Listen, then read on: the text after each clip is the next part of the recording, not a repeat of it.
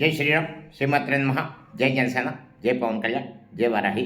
వందే మాత్రం వీక్షకులకు అందరికీ నమస్సుమాంజలి. ఇటీవల హరిహర వీరమల్లు రిలీజ్ అవుతున్న సమయంలో జూన్ 1 నుంచి థియేటర్ల బంద్ అని వచ్చిన వార్తలు, దాని మీద పవన్ కళ్యాణ్ గారి స్పందన, దాని మీద ఇతర వర్గాల నిర్మాతల స్పందన, ఇవన్నీ క్రమణ నేపథ్యంలో ఒక కంక్లూజన్ అయితే ప్రభుత్వం నుండి వచ్చింది, పవన్ కళ్యాణ్ గారి నుండి వచ్చింది.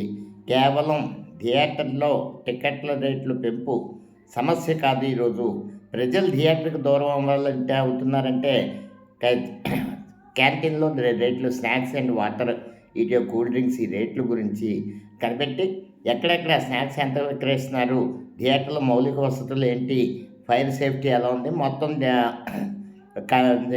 మొత్తం అధికారులని దర్యాప్తు చేసి నివేదిక అడిగారు. దాని మీద వెంటనే అధికారులు దర్యాప్తు చేస్తారు, ఎక్కడెక్కడ అధిక ధరలకు అమ్ముతున్నారు, ఏమిటి రిపోర్ట్ అంతా తయారవుతున్న విధానం.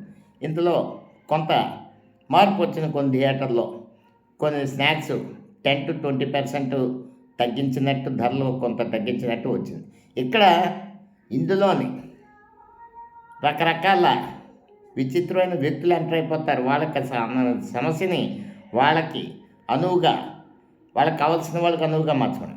గత వైసీపీ ప్రభుత్వంలో జగన్ సినిమా జనాలకు అందుబాటులో తెస్తే పవన్ కళ్యాణ్ దాన్ని దుర్వినియోగం, సినీ పరిశ్రమకు చెందిన వ్యక్తిని ఇంకా ఎవరు తోచిన రాదు.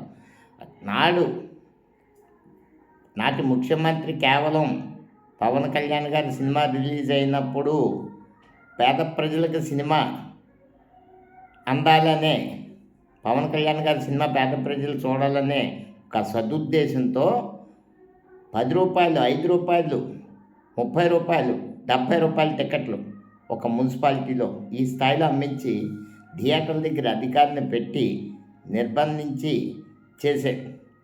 కానీ తర్వాత సినిమాలకు వచ్చేసరికి మళ్ళీ టికెట్ రేట్లు పెంచేశారు. సరే, ఈలోపు ఒక యాప్ను తయారు చేసి ఆ యాప్ ద్వారా సినిమా రెవెన్యూ అంతా కూడా ప్రభుత్వానికి చెంది ప్రభుత్వానికి నుంచి తిరిగి నిర్మాతలకు వెళ్ళేటట్టుగా ప్లాన్ చేసేది. హైకోర్టులో ఒప్పుకోలేదు. ఎందుకంటే గవర్నమెంట్ చేతికి డబ్బు ఇచ్చాక అది ఎప్పుడు వస్తుందో మన చేతిలో ఉండదు. నిర్మాత అడ్వాన్సులు ఇచ్చి, డిస్ట్రిబ్యూటర్లు అడ్వాన్సులు ఇచ్చి సినిమా తెచ్చుకొని రిలీజ్ చేసుకొని డబ్బు గవర్నమెంట్కి వెళ్ళిపోతే ఎప్పుడు మన చేతికి వస్తుంది? అది చాలా దారుణమైన ఆలోచన. కాకుండా పవన్ కళ్యాణ్ గారు సినిమా థియేటర్ల విషయంలో తీసుకున్న నిర్ణయం, ఇండస్ట్రీ ఎక్కడ నష్టపోతుంది, ఎందుకు ల్యాప్సెస్ ఉన్నాయో అది కట్టి ఇండస్ట్రీ మనిషిగా, ప్రజల సమస్యలు తెలుసుకున్న వాడిగా, ఒక కేవలం సినిమా సిటీస్లో కానీ మున్సిపాలిటీలో కానీ కామన్ ఆడియన్స్ ఫ్యామిలీస్ ఎందుకు రావట్లేదంటే ఈ క్యాంటీన్లలో ఉన్న హై రేట్స్ అని గ్రహించుకుని వాటిని కంట్రోల్ చేయాలన్నారు. కానీ సినిమా టికెట్ల రేట్లు పెంచను అని ఎక్కడా చెప్పలేదు. మాకు పాద పూజలు చేయమని అడగలేదు, వంగి పొర్లు దండాలు పెట్టమని అడగలేదు.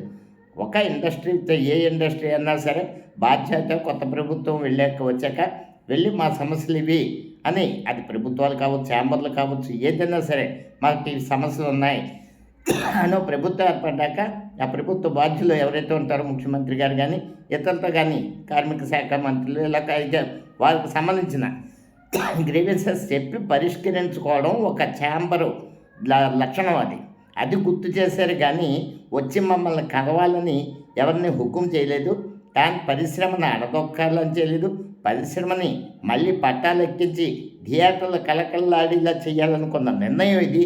దీన్ని ఎవరికి తోచినట్టు వాళ్ళు అన్వయించేసుకుని ఇచ్చేస్తే అంతిమంగా సినీ పరిశ్రమ బాగుండాలంటే ప్రేక్షకులు థియేటర్లకు రావాలంటే ఖచ్చితంగా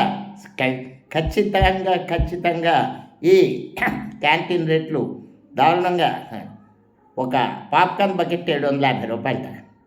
ఎలా వస్తాడని 3 రూపాయలు 2 పిల్లలు పట్టుకొని సినిమాకి వస్తే ఎంత అవుతుంది, టికెట్లకు ఎంత అవుతుంది, వీటికి ఎంత అవుతుంది? మళ్ళీ వచ్చి ధైర్యం ఎవరికైనా చేయగలరా? అవి అందుబాటులోకి వచ్చిన నాడు సినీ నిర్మాతలు ఆలోచించాలి. మన సినిమాకి రెవెన్యూ ఎంత వస్తుంది? 150 రూపాయలు 50% టికెట్ రేట్లు పెరిగితే జనం వదిలేరు మిమ్మల్ని. అది కూడా 3-4 రోజులు పరిమితం చేయాలి కానీ 15 రోజులు 20 రోజులు కూడా మీరు టికెట్ రేట్లు పెంచుకొని ఆడించుకుంటాం అంటే అది సినీ పరిశ్రమకే నష్టం.